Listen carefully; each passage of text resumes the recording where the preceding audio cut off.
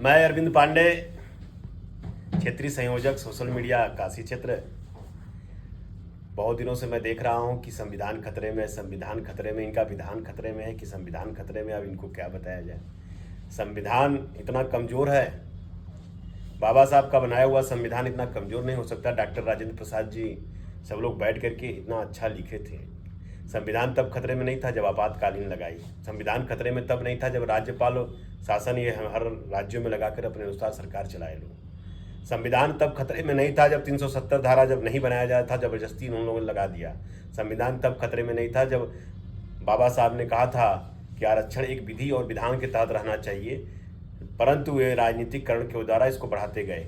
तब संविधान खतरे में नहीं था। तब भी संविधान खतरे में नहीं था जब अपने ही परिवार के लोगों को पहले शपथ दिलाकर प्रधानमंत्री बनाया, फिर उसको राज्यसभा या सांसद का सदस्य बनाते थे।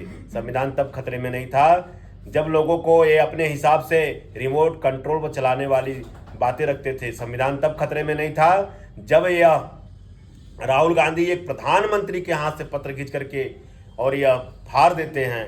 तब संविधान खतरे में नहीं था। लोकतंत्र की हत्या करने वाले लोकतंत्र की बात करते हैं, तब लोग जनता उस पर विचार करती है कि ऐसे लोग जिनके हाथों में खुद छुरी रखे हुए हों और कहते हों कि महात्मा बुद्ध के संदेशों को पढ़ना चाहिए, ऐसे लोग तो बात न करें। क्योंकि आज का जो युवा है वो पढ़ा लिखा युवा है, समझदार युवा है, शिक्षित युवा है, सदाचारी युवा है, आचार व्यवहार विचार से दृढ़ और संकल्पित युवा है और अपने भारत को, अपने राष्ट्र को विश्व गुरु बनते हुए देखने वाला युवा है। इसलिए प्रधानमंत्री के नेतृत्व को देख करके सभी युवाओं का हृदय पुलकित है, मन पुलकित है और इसलिए पुनः सरकार आएगी, कमल का बटन दबाएंगे, भाजपा को जिताएंगे, मोदी जी को लाएंगे और राहुल गांधी को यह बताएंगे कि संविधान मजबूत स्थिति में है और पूर्णतः सुरक्षित है।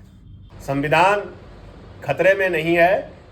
खतरे में इनका रोजगार है, इनका इंडी गठबंधन है और जितने भ्रष्टाचारी हैं उनका जीवन खतरे में है। इसलिए संविधान की बात वो न करें जो संविधान के घातक हैं, संविधान के नाम पर अपना चुनाव प्रचार कर करके अपनी तिजोरी भरना चाहते हैं। संविधान खतरे में कतई नहीं है। हम सब मजबूत हैं, मजबूत भारत के, मजबूत इरादे वाले, मजबूत व्यक्तित्व वाले, प्रथम मतदाता से लेकर के अंतिम मतदाता तक अपने संविधान को भी समझते हैं, अपने विधान को भी समझते हैं। इसलिए कह रहा हूं, कमल पुनः खिलेगा। कमल का बटन दबाएं, भाजपा को जिताएं।